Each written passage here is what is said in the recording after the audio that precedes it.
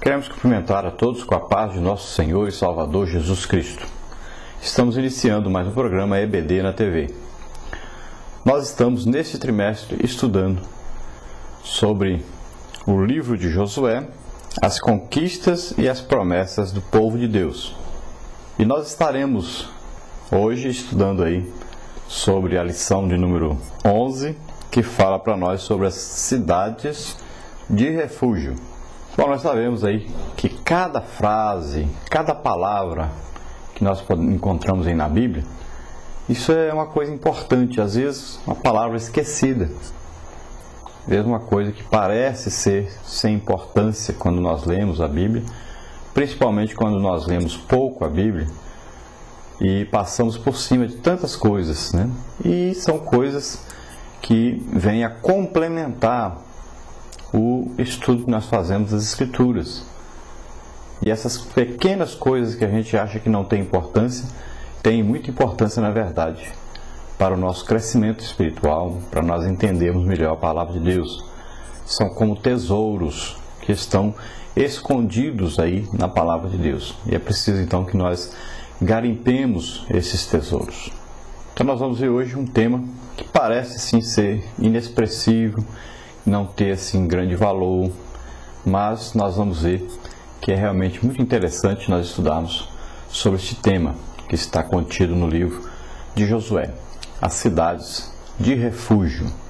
Ora, em todos os tempos, em todas as sociedades do mundo, sempre existiram códigos de lei, sempre existiram aí as maneiras de se viver em sociedade e como resguardar alguém que é inocente e como condenar alguém que é culpado por algum delito, alguma falta grave contra a sociedade em que se vivia. Então, desde os primórdios da humanidade, começaram a haver então essas regras, essas normas de se viver em sociedade e vieram também as leis de o que poderia fazer, o que não poderia fazer, o que era certo fazer, o que era errado fazer. Então, o que recebesse fizesse certo e o que recebesse fizesse errado. Então, qual o presente e qual o juízo. Então, desde que começou a humanidade, começaram então a surgir essas normas, essas regras. Nós vamos ver isso desde lá de Adão e Eva. Vamos ver lá no primeiro assassinato, Caim matando seu irmão, o que ocorreu.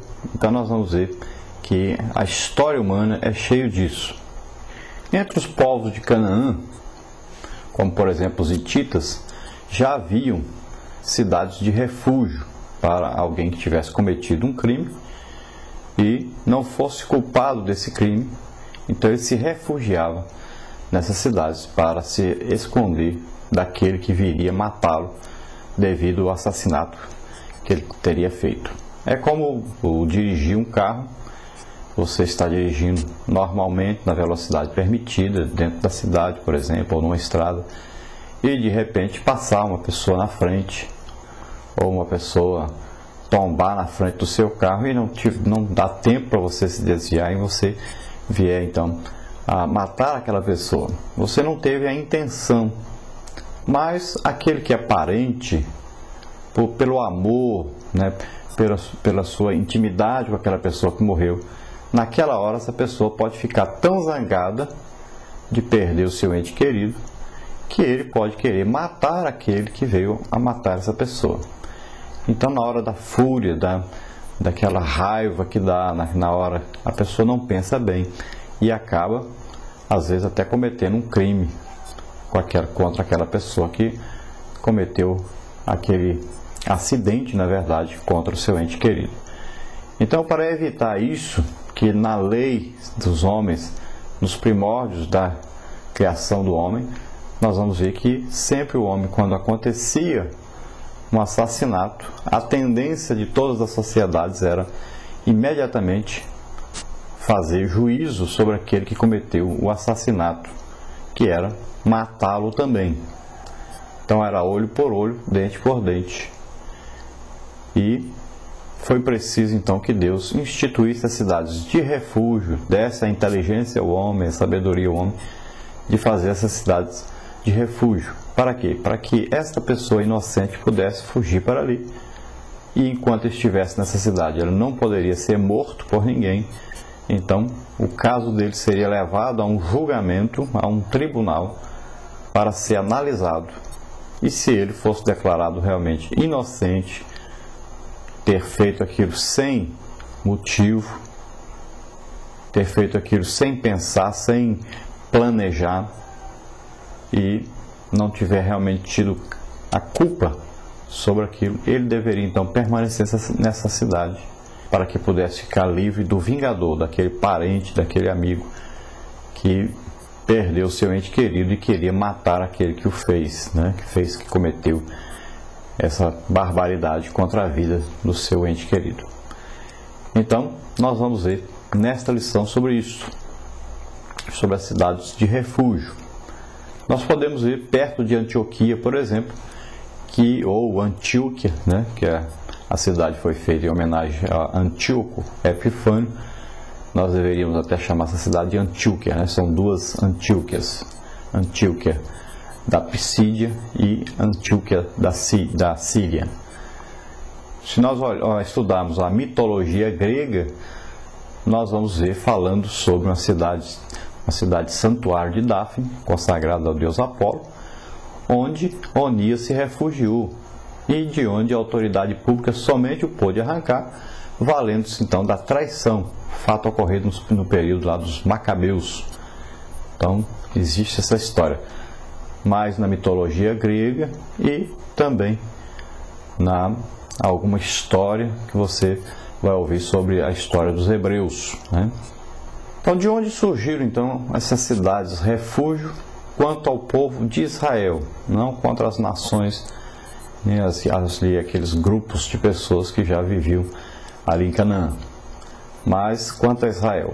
Nós podemos ver em Números, capítulo 35, do versículo 9 a 34, que ali está registrado então a ordem de Deus a Moisés para estabelecer cidades de refúgio na Palestina, ou seja, naquela região de Israel, aquela terra que estava sendo dada para o povo de Israel. Então, a partir dessa ordem, ela foi repetida várias vezes novamente, relembrada, e essas repetições estão registradas na Bíblia.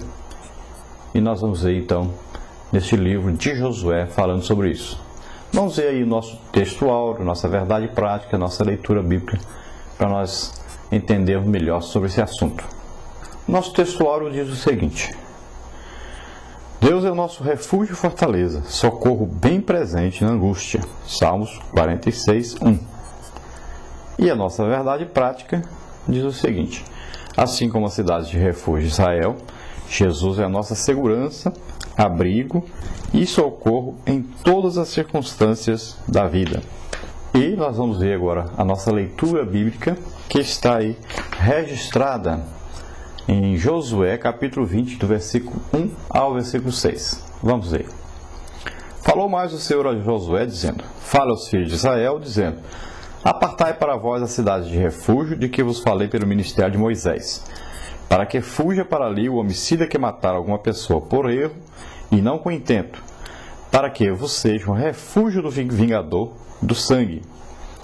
E, fugindo para alguma daquelas cidades, por-se-á à porta da cidade, e proporá as suas palavras perante os ouvidos dos anciãos de tal cidade, então tomarão consigo na cidade, e lhe darão lugar para que habite com eles. E, se o vingador do sangue o seguir, não entregarão na sua mão o homicida, porquanto não feriu o seu próximo com intento, e o não aborrecia dantes. E habitará na mesma cidade até que se ponha a juízo perante a congregação, até que morra o sumo sacerdote que houver naqueles dias. Então o homicida voltará e virá à sua cidade e à sua casa, à cidade de onde fugiu. Glória a Deus. Então, este aí é o mandamento, né, dado por Deus a Josué, para que ele se lembrasse do que Moisés já havia dito sobre esse assunto. Moisés já tinha ouvido de Deus esta palavra, já tinha dito, já tinha escrito, faltava agora o cumprimento. Então, a organização que Deus traçou para o povo de Israel, através das ordens dadas a Moisés, era modelar perfeita e completamente aí, nos mínimos detalhes, estas cidades. Nem mesmo a organização judicial foi esquecida. E Deus é sempre detalhista nas coisas, né? Não esquece nenhum detalhe. Deus ordena então a Moisés que estabelecesse 6 cidades de refúgio, logo que tomasse então posse da terra de Canaã. No princípio eram 3, depois passou a ser 6.